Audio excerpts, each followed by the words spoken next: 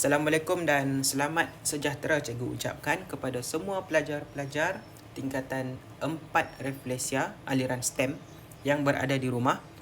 Jadi cikgu harap kamu semua sentiasa berkeadaan sihat dan juga bersedia untuk mengikuti setiap mata pelajaran yang telah pun ditetapkan oleh pihak sekolah untuk dibelajar di rumah. Okey, untuk kelas hari ini kita akan masuk bab yang kedua, iaitu jirim dan juga struktur atom. Okey, jirim dan struktur atom. Cikgu akan guna sepenuhnya buku teks. Okey, supaya nanti bila kamu di rumah, kamu buat ulang kaji, kamu boleh rujuk balik bahagian-bahagian yang kamu kurang faham melalui video yang cikgu berikan. Okey. Untuk bab 1, ada sedikit gambaran yang cikgu bagi sebelum ini. Cikgu bagi kamu video tindak balas kimia, kemudian cikgu suruh kamu buat nota berkenaan dengan maksud kimia, apakah perkembangan kimia dan juga peluang-peluang pekerjaan yang ada kalau kamu berminat untuk melanjutkan kalau kamu berminat dalam bidang-bidang kimia. Okey, sorry ya. Lain pula dia punya perasaan ni kalau bukan secara bersemuka, okey, bila belajar. Okey, dalam kimia kita akan banyak berjumpa dengan atom, sebab kita banyak sangat tindak balas kimia ini dia akan melibatkan atom. Sebab itu kita perlu faham asas struktur atom itu seperti apa. Okey. Okey, so untuk subtopik 2.1, konsep asas jirim. Okey, dalam tajuk ini ada 3 perkara yang kamu kena tahu. Yang pertama sekali, memerihalkan jirim. Memerihal ni maksud dia kamu kena tahu maksud dia apa contoh jirim, apa yang jirim boleh buat dan sebagainya. Yang kedua adalah kamu perlu tahu menerangkan perubahan keadaan jirim. Ini sudah belajar sebelum ni, pepejal, cecair dengan gas. Okey, cuma untuk menengah atas ni dia ada tambahan sedikit berkenaan dengan penyerapan haba, pembebasan haba, pergerakan tenaga kinetik dan sebagainya. Kita akan tengok nanti dengan lebih terperinci. Dan yang ketiga, menentukan takat lebur dan juga takat beku naftalena. Okey, naftalena ni ubat gegat. Ada di rumah. Nanti kalau kamu balik sekolah, kita akan buat eksperimen yang inilah. Kita akan cuba untuk cairkan naftalena. Kemudian kita akan cuba untuk bekukan semula naftalena dan kita akan ambil suhu, buat graf dan kita akan tengok macam mana bentuk graf apabila naftalena itu dipanaskan ataupun disejukkan. Okey, tengok dialog yang berlaku di antara 3 orang.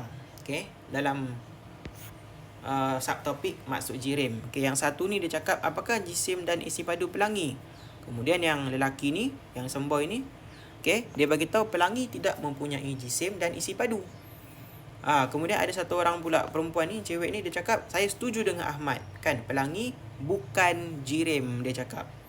Bila Ahmad cakap pelangi tidak ada jisim dan isi padu, dia bagi tahu pelangi itu bukan jirim.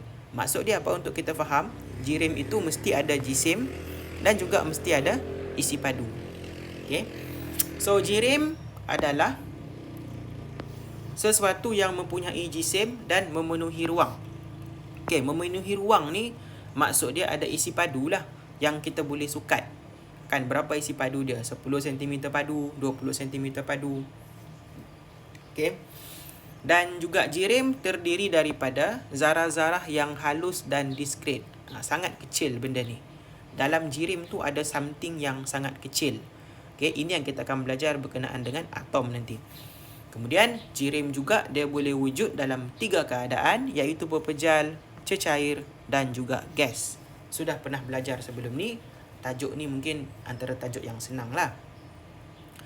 Okey, soalan ditanya sini, apakah contoh-contoh jirim lain yang boleh ditemui dalam kehidupan harian? Okey, kalau pepejal, mungkin kita boleh ada besi, kan, meja, kerusi. Cecair, ada air, hujan, apa lagi? Besi yang dipanaskan yang sedang melebur. Okey, semua tu adalah cecair. Kalau gas banyaklah. Gas oksigen, karbon dioksida, gas nitrogen, wap air, semua itu adalah sejenis gas. Okey. Perubahan keadaan jirim. Okey, jirim dia boleh berubah. disebabkan oleh pemanasan ataupun penyejukan. Kan, pepejal boleh berubah menjadi cecair, cecair boleh berubah menjadi gas. Demikian juga dia boleh terbalik. Gas boleh berubah pergi cecair, cecair boleh berubah pergi pepejal. Disebabkan oleh proses pemanasan dan juga penyejukan. Okey. Tengok contoh yang pertama ini, dia bagi gambar aiskrim. Okey, ada aiskrim dekat sini. Okey, aiskrim ni asal dia adalah pepejal. Kan, bila kita biar lama-lama, dia berubah menjadi cecair. Sebab apa? Sebab pepejal aiskrim itu dia menyerap. Okey, menyerap haba. Bila dia serap haba, dia berubah menjadi cecair. Okey. Ini contoh yang lain kamu boleh baca. Okey, Rajah 2.2 menunjukkan saling perubahan antara keadaan jirim melalui proses penyerapan dan juga pembebasan haba. Okey, apabila sesuatu pepejal itu ataupun jirim itu dipanaskan, kan dipanaskan, dia serap tenaga, maka akan berlaku juga perubahan terhadap tenaga kinetik, iaitu pergerakan zarah tu. Susunan zarah pun akan berubah, kan? Mula-mula mungkin teratur. Bila dipanaskan, mungkin susunan dia akan jadi kurang teratur. Daya tarikan antara zarah pun akan berubah. Mungkin dia boleh jadi kuat, mungkin dia boleh jadi lemah. Okey? Dan bila ketiga-tiga ini berlaku, dia akan menyebabkan sesuatu jirim itu berubah keadaan. Okey, kenapa pepejal berubah menjadi cecair?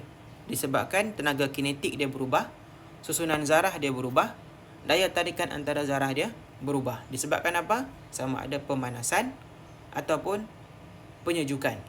Kan, sama ada haba diserap ataupun haba dibebaskan. Okey. Okey, tengok gambar ini. Okey, gambar ni dia tunjuk gambar pepejal, gambar cecair dan juga gambar gas. Okey, pepejal ni dia terangkan dia punya keadaan zarah tu. Okey, zarah ni yang bulat-bulat ni lah. Ini yang paling kecil tu dia bilang tadi tu. Terdiri daripada zarah yang halus dan diskret. Atom lah ni kan. Okey, untuk pepejal tengok dekat sini. Kan dia cakap zarah disusun secara padat dan teratur. Okey, teratur dan juga padat. Kedua, dia cakap tenaga kinetik zarah adalah rendah. Okey. Maksud dia kurang pergerakan. Kan, pergerakan dia kurang. Dia hanya berada di tempatnya sahaja. Kurang bergerak. Daya tarikan antara zarah adalah kuat. Okey, kenapa dia boleh berada di pada kedudukan yang tetap macam ini, berhampiran? Sebab antara zarah ini, okey, antara zarah ini dengan zarah ini tarikan dia kuat. Antara zarah ni dengan zarah ni tarikan dia kuat. Antara zarah ini dengan zarah ini tarikan dia sangat kuat. Jadi sebab itu dia boleh duduk stay macam tu. Okey, so kemudian kita tengok pula cecair. Okey, cecair, dekat sini kita nampak di sini zarah cecair ni sudah mula untuk tidak teratur. Okey, maksud dia sedang bergerak lah tu. Zarah disusun secara padat tetapi tidak teratur, kan, banding dengan pepejal ini. Yang kedua, dia cakap tenaga kinetik zarah lebih tinggi daripada tenaga pepejal. Dia sudah mula untuk bergerak. Kalau pepejal dia stay, dia tetap pada kedudukannya. Kalau cecair dia sudah mula untuk bergerak. Sebab itu tenaga kinetik dia semakin tinggi. Okey, yang ketiga, daya tarikan antara zarah adalah kuat tetapi kurang daripada pepejal. Antara zarah ni masih juga daya tarikan dia tu kuat, tapi kalau bandingkan dengan pepejal ini, pepejal lagi kuat lah. Sebab itu pepejal ni dia kurang untuk bergerak, dia cuma bergetar sahaja. Okey, kemudian yang terakhir adalah gas. Okey, kalau kita nampak dekat gambar ni, zarah-zarah gas tu sudah mula untuk berjauhan antara satu sama lain. Jadi kita boleh agak lah yang pertama sekali, kan, kedudukan dia adalah jauh antara satu sama lain. Kan, sebab dia sudah jauh, maksud dia bergerak. Jadi bila dia bergerak itu, maksud dia tenaga kinetik zarah adalah sangat tinggi. Okey. Dan bila dia jauh ni, kita boleh faham kenapa dia boleh berjauhan. Sebab antara zarah dengan zarah yang lain, daya tarikan dia tu, kan, daya tarikan dia sudah lemah. Okey, di antara ini dengan ini ni, daya tarikan dia sudah lemah. Okey, antara zarah ini dengan zarah ni, daya tarikan dia sudah lemah. Okey, bila lemah tu menyebabkan dia boleh berjauhan antara satu sama lain. Okey, so cikgu harap kamu faham yang ini. So, bila mau diterangkan berkenaan dengan ciri-ciri zarah ni, fokus kepada 3 benda lah. Susunan zarah dia macam mana, tenaga kinetik dia macam mana, dan juga daya tarikan antara zarah dia sama ada kuat, kan, sederhana ataupun lemah. Okay, so ini pun sama juga, proses-proses ni sudah belajar sebelum ni, kan, tidak perlulah cikgu ulang. Pepejal, okay, pergi cecair kita panggil peleburan, cecair pergi gas kita panggil pendidihan ataupun penyejatan. Ini pun sudah belajar tingkatan 2, perbezaan antara pendidihan dan juga penyejatan. Kemudian kalau daripada gas kembali kepada cecair kita panggil kondensasi, dan juga cecair pergi kepada pepejal kita panggil pembekuan. Dan ada satu proses yang di skip cecair, pepejal pergi dekat gas terus ataupun gas terus kepada pepejal kita panggil sebagai pemejal wapan. Okey, cikgu harap yang ini kamu clear. Okey, so anak panah merah ni menunjukkan tenaga haba yang diserap. Maksud dia bila pepejal pergi cecair, tenaga haba diserap. Cecair pergi gas, tenaga haba diserap. Sebabnya daripada atas pergi bawah ni kita tahu kita buat proses pemanasan. Okey, bila kita panaskan maka berlaku perubahan ini. Okey. Dan juga yang warna biru ni dia cakap tenaga haba dibebaskan. Bila kita mau reverse the process daripada gas pergi cecair ataupun cecair pergi kepada pepejal, tenaga haba dibebaskan. Maksud dia di sini berlaku proses penyejukan. Okey, macam tu. Okey, so harap ni faham.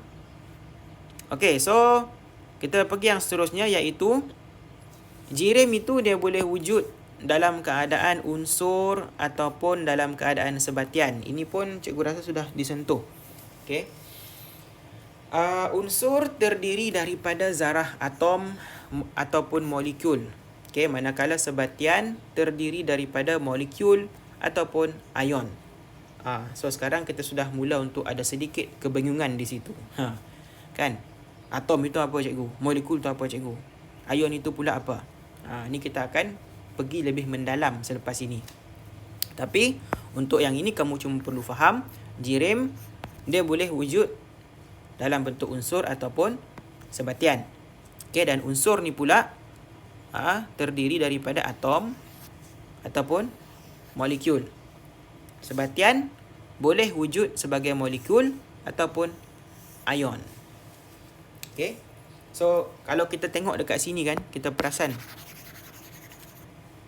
dekat sini, bila unsur ni kamu nampak dia ada C, sejenis saja. Sama juga macam molekul, kamu nampak O2 ni, maksud dia ada 2 oksigen, ada oksigen O dengan O. Kan, dia tetap juga sama jenis. Okey, kita panggil sebagai unsur bila dia berkeadaan kan jenis yang sama. Tapi bila tengok sebatian sini, kamu nampak dia punya atom ataupun molekul ni nampak dia berbeza sudah. Ada H, ada O, kan, lain. Kemudian ini ada Na, ada Cl. Okay, so ini kita akan belajar lebih lanjut apakah itu Na, apakah itu Cl, apa itu H, apa itu O. Okay, untuk tajuk-tajuk yang seterusnya. Tapi untuk yang ini kamu faham dulu yang asas ini. Okay. Okay, takat lebur dan takat beku.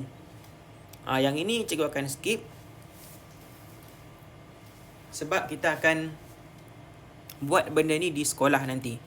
Okay, takat lebur, takat beku adalah proses peleburan dan juga pembekuan. Okay, benda ni pun sudah belajar sebenarnya, cuma kita mau lebih detail.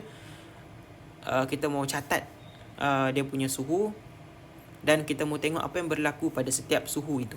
Okay, ini nantilah masa buka sekolah nanti. Okay, so kita masuk 2.2, perkembangan model atom. Okay, perkembangan model atom. Sekarang kita akan masuk atom sudah. Okay, sebab kita telah pun bercakap pasal zirim yang ada zarah. Zarah itu kecil. So zarah, antara zarah itu ialah atom lah. Kan, atom ni satu benda yang sangat kecil. Okay, so kita akan tengok atom itu seperti apa yang ada pada atom dan sebagainya.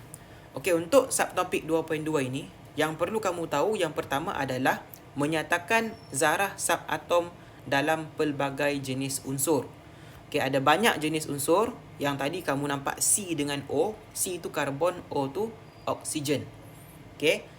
So, untuk tajuk ini, kamu akan belajar pelbagai zarah subatom, okay, dalam beberapa jenis unsur. Yang kedua adalah membandingkan dan membezakan jisim relatif dan juga cas relatif proton, elektron dan juga neutron. Istilah-istilah proton, elektron dan neutron telah pun dijumpai semasa kamu menengah rendah. Kan, cuma sekarang ni kita mau detail sedikit lagi, kan, lebih terperinci. Kemudian yang ketiga adalah kamu perlu tahu membuat urutan model struktur atom berdasarkan model atom Dalton, Thomson, Rutherford, Bohr dan juga Chadwick. Okey, ini adalah saintis yang terlibat dalam perkembangan atom. Daripada start model atom Dalton ini, saintis buat kajian, dia jumpa penemuan baru, jumpa ini, jumpa itu, last sekali wujudlah model atom yang ada pada waktu sekarang ini. Okey, tengok di sini zarah subatom. Okey, atom dan juga subatom. Atom ni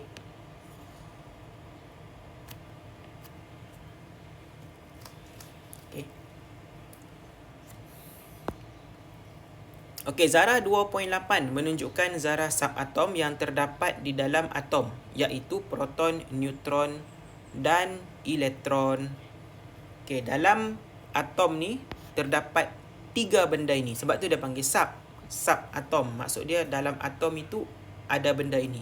Dalam atom ada this one. Okey, iaitu proton, neutron dan juga elektron. Okey. Tengok gambar yang ini. Bayangkan ini adalah sejenis atom yang bulat yang kita tengok dekat gambar sebelum ni. Okey. Ini adalah atom. Sebiji atom. Okey, dalam atom ini dia akan ada proton, neutron dan juga elektron. Okey. So yang dalam ini ni, ini adalah dia punya proton dan juga neutron. Dan proton dan neutron ni kita panggil sebagai nukleus. Yang ini ni kita panggil nukleus. Okey. Dan nukleus ini dikelilingi oleh elektron. Yang kecil ini kita panggil sebagai elektron. Dikelilingi oleh elektron.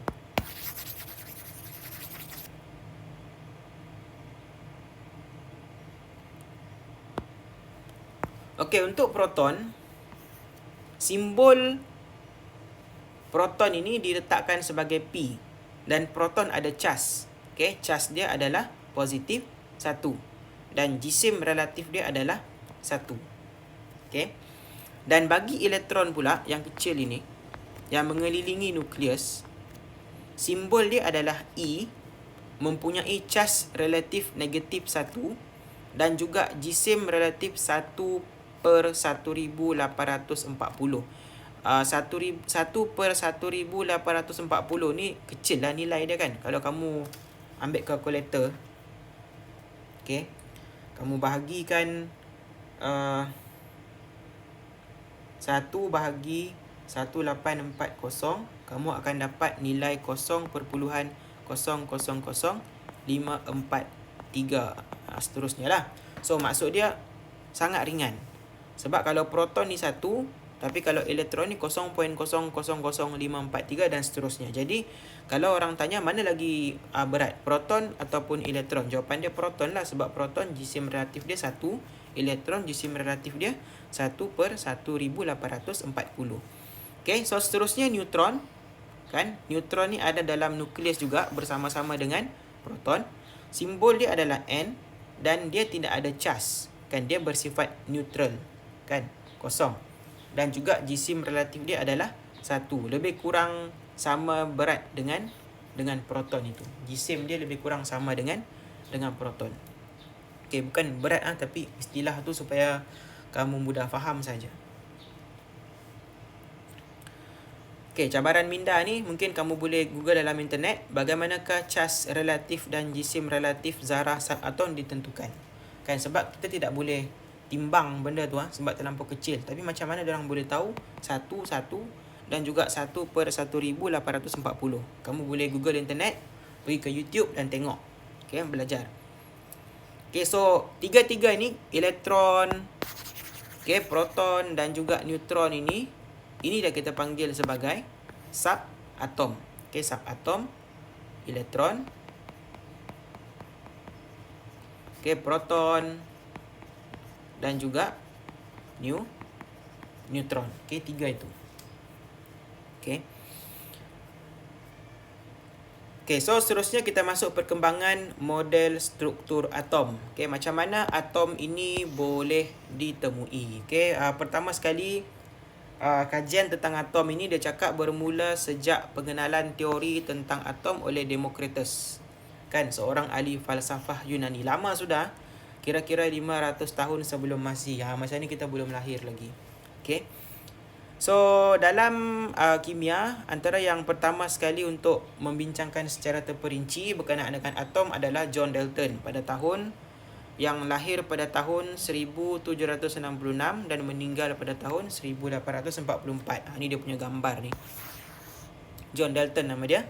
So, apa John Dalton cakap? John Dalton cakap zarah terdiri daripada zarah yang dipanggil atom. Jadi, John Dalton yang antara yang pertama sekali untuk menggunakan istilah atom itu. Okay, yang kedua dia cakap atom ialah jasad yang berbentuk sfera, yang kecil, tidak boleh dicipta, dimusnahkan ataupun tidak boleh dibahagi lagi. Ni pandangan dia lah. Pada waktu tu dia cakap atom ni dia tidak boleh dicipta, tak boleh dimusnahkan. Tapi waktu sekarang kembangan teknologi, atom ini kita boleh membahagi lagi, okay, dalam proses nuklear. Unsur yang sama mempunyai atom yang sama. Okay, dia cakap macam tu. Contohnya kalau kita kata unsur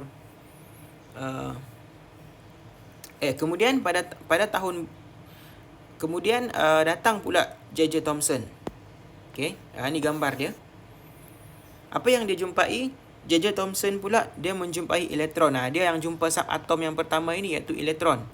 Okey, waktu John Dalton dia belum jumpa elektron, dia cuma cakap atom ini dia satu sfera kecil saja. Okey. Tapi J.J. Thomson dia jumpa elektron pula. So dia cakap atom ini terdiri daripada satu sfera. Dia kasih improve John Dalton, tapi dia bagi tahu dalam ini ada banyak cas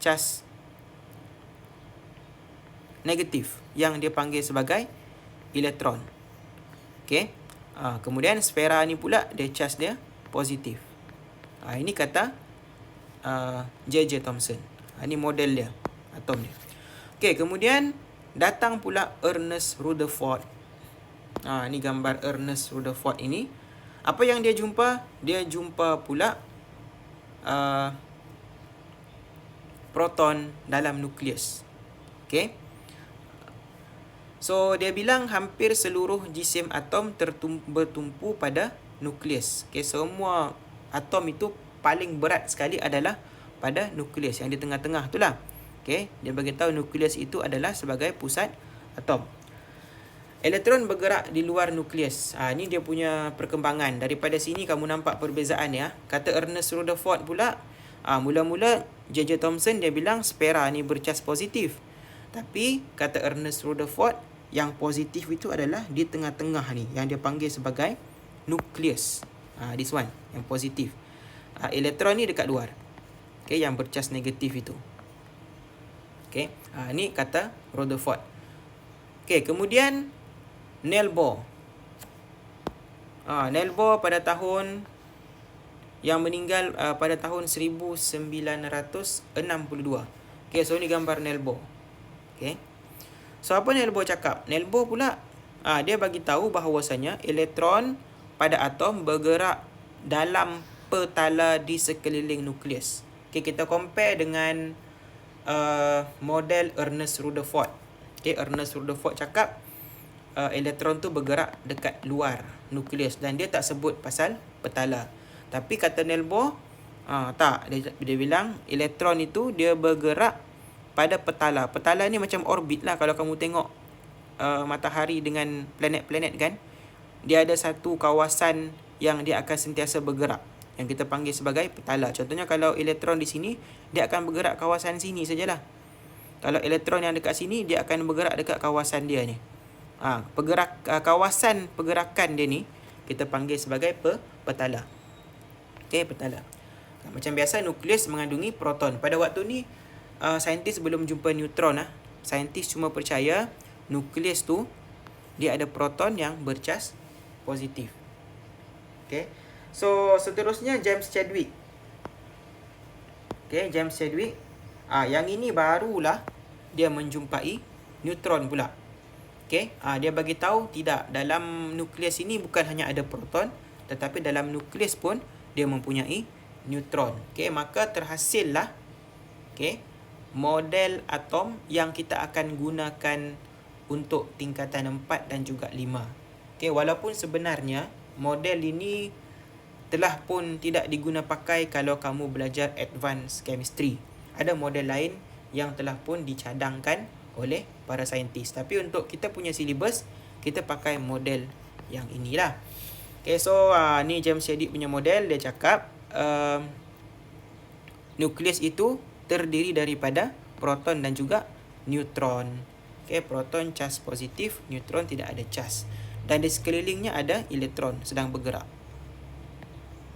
Okay, ini daripada James Chadwick. Okay, so ujian kendiri 2.2 kamu try buat. Okay, namakan X, kemudian nyatakan zarah subatom yang terletak pada nukleus nitrogen. Okay, apa dia dalam nukleus tu? Jangan, tak kisahlah dia atom apa pun, tapi zarah subatom itu sama saja. Okay, dalam nukleus itu ada apa? Okay, so untuk kelas hari ini itu saja. So the next class kita akan sambung untuk bab 2.3 ini, iaitu bab struktur atom. Jadi tugasan kamu yang sekarang ini adalah kamu tolong siapkan ujian kendiri 2.2. Okay, so kalau ada masalah, tolong tanya dekat WhatsApp group dan cikgu akan cuba untuk jawab berdasarkan dengan menggunakan video ataupun cikgu akan tulis lah. Kalau payah mau kasih terang, cikgu akan terangkan dengan menggunakan video. So cikgu harap kamu faham pembelajaran pada hari ini dan boleh siapkan ujian kendiri 2.2.